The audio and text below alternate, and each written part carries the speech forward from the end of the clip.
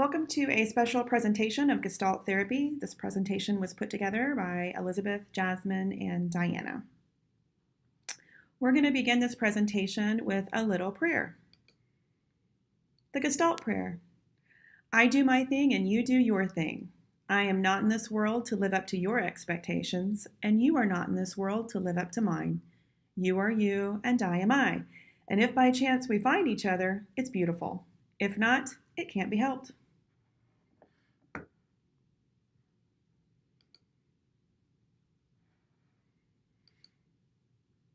What is Gestalt therapy? Gestalt therapy is a client-centered approach to psychotherapy developed by Fritz Perls.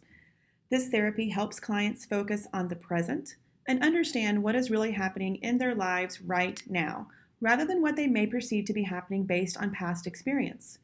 Instead of simply talking about past situations, clients are encouraged to experience them, perhaps through reenactment. Through the Gestalt process, clients learn to become more aware of how their own negative thought patterns and behaviors are blocking true self-awareness and making them unhappy.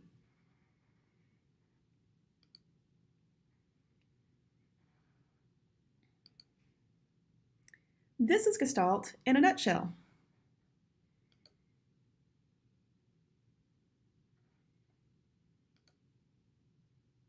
Hi, I'm going to give you Gestalt in a nutshell. Firstly, Gestalt's about awareness. That means that we bring things from the past and from the future into the present. Because it's in the present that really feelings exist, that we feel the feelings.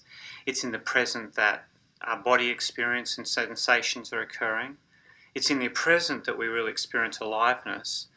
And it's in the present when we make choices, and choices are very important in Gestalt, increasing the sense of choicefulness. So Gestalt therapy brings all this into the present, and that allows us to do something different. And we use awareness to do that. The tool of awareness, a classic Gestalt question is, what are you aware of now? And that leads us very quickly and very deeply into the heart of a person's experience. Second aspect of Gestalt is dialogue. Dialogue, two-way, it's about you and me. It's not just me drilling down and asking you questions, me the therapist, you the client. It's not me the expert giving you advice or trying to fix you. Dialogue really is about an exchange between two people, and I'm learning in the process about myself and about you as much as you're learning. So there's a kind of humility involved with that. We call it in Gestalt the I-thou. It's a real meeting of persons. And that builds the relationship, and the relationship is the second area of Gestalt, which is understood to be very important, because it's the therapeutic relationship. Really, it doesn't matter whether it's Gestalt or other modalities. That is one of the main predictors of success and change. Third, the field. We say field theory. So we're interested in holism. Gestalt was originally the holistic philosophy. It came out of a lot of interesting work in the early part of the 20th century. And basically we're looking at not just the individual, we're looking at the context. We're trying to understand the person by understanding their culture, their family, the wider society, the forces that are influencing them. And that gives us a sense of the interconnectedness of things, and that's a profound way of understanding life, and it's a much deeper way of understanding people. So that balances with the individual focus of awareness, the interpersonal focus of dialogue, and the interconnected focus of the field. Finally, we have experiment. So in Gestalt, we do the Gestalt experiment, which is one of the things Gestalt is famous for. This can be colourful, it can be enjoyable, it can be fun. It can also be very challenging. The point of the experiment is to bring all the things that are difficult or challenging or we're stuck in, to bring them into the present and to work with them in relationship in a way which helps the person take the next step, so they actually in the therapy get the experience of change. That's a wrap for Gestalt in a nutshell.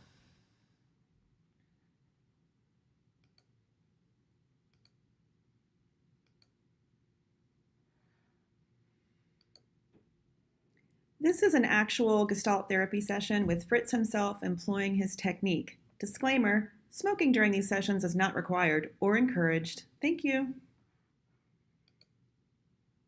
And I'd like to give you some thumbnail sketch of what Gestalt therapy stands for. Gestalt therapy is working on an equation: awareness equal present time equal reality. In contrast to depth psychology, we try to get hold of the obvious, of the surface, of the situation in which we find ourselves, and to develop the emerging Gestalt strictly on the I and thou, here and now basis. Any escape into the future or the past is examined as a likely resistance against the ongoing encounter.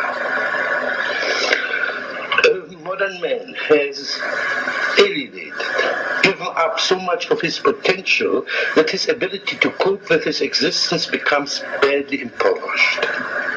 My aim is this: the patient should recover his lost potential.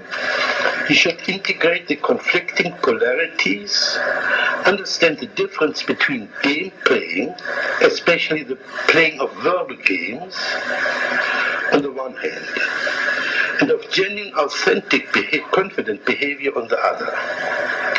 The civil war of inner conflicts weakens the efficiency and comfort of the patient, but every bit of integration will strengthen it. Now, in the safe emergency of the therapeutic situation, I repeat, in the safe emergency of the therapeutic situation, the patient begins to take risks and to transform his energies from manipulating the environment for support into developing greater self-support, that is, reliance on his own resources. This process is called maturation. Okay, we're going to go ahead and skip to the actual therapy session with the client whose name is Gloria. In the here and now.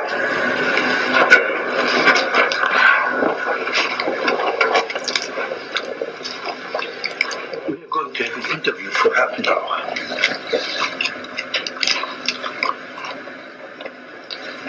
By the way, I'm scared. You say you're scared, but you're smiling. I don't understand how one can be scared and smile at the same time. And I'm also suspicious of you. I think you understand very well. I think you know that when I get scared, I laugh or I kid to cover up. But do you have stage fright?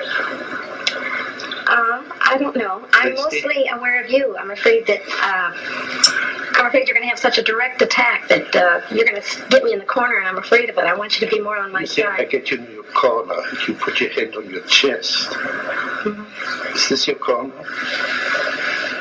Well, it's like, yeah, it's like I'm afraid, you know. Where would you like to go?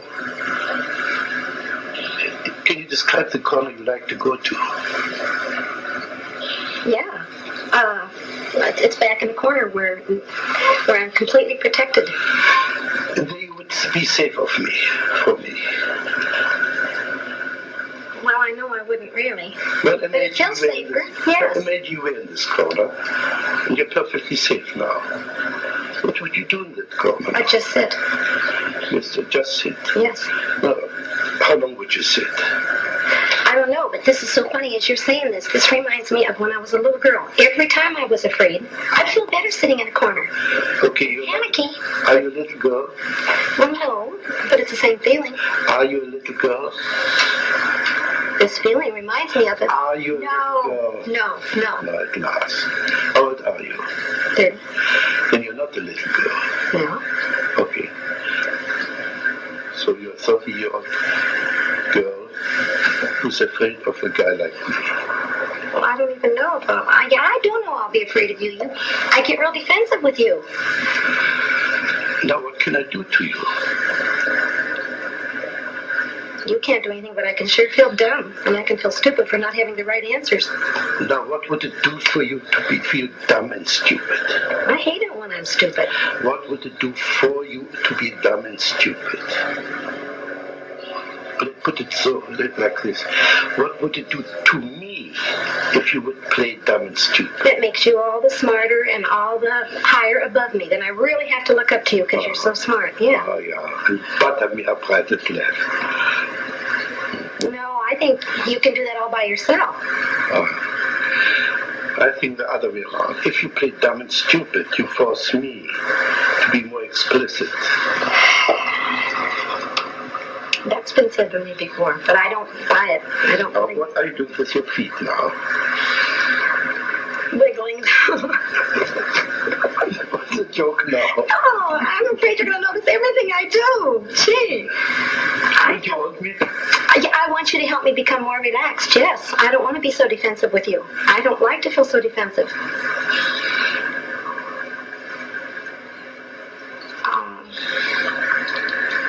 You're acting like you're treating me as if I'm stronger than I am, and I want you to protect me more and be nicer to me. Are you aware of your smile? You don't believe a word what you say. I do too, but I know you're going to pick on me for it. Sure, you're bluff, you're phony.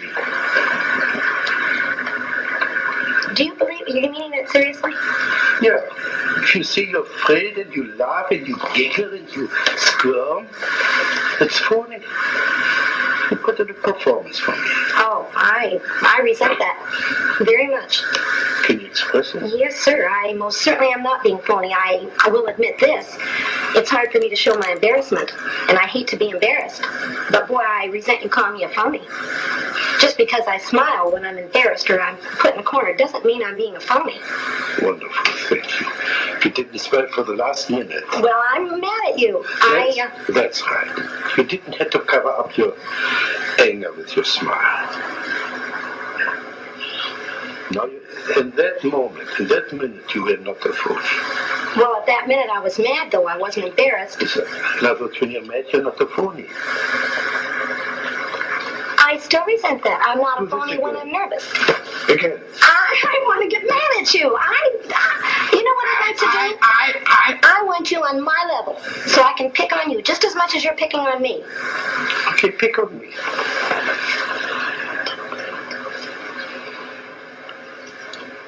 I have to wait till you say something that I can pick on better.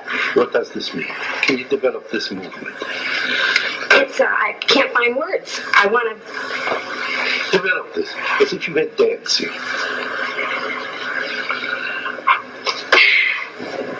I want to start all over again with you. Okay, let's start all over. I know a corner I'd like to put you on. I'd like to ask you a question, and because I have a feeling you don't like me right off the bat, and I want to know if you do. Can you now play Fritz Perls not liking Gloria? What would he say? He'd say that she's a phony, for one. So you are a phony. You're a phony, and you're a flip little girl. So there's more to the interview, and I think there are actually maybe a couple more with Gloria. It gets pretty interesting. She gets a little heated. So as you can see with Gestalt therapy, there is an element of being a little uncomfortable, a little confrontation, a lot about body language, self-awareness, getting them here in the now. You could see in that session where when she started to talk about her childhood, he corrected her and brought her right back to the present and made her acknowledge that she is not a little girl anymore. And so that's what Gestalt therapy is all about.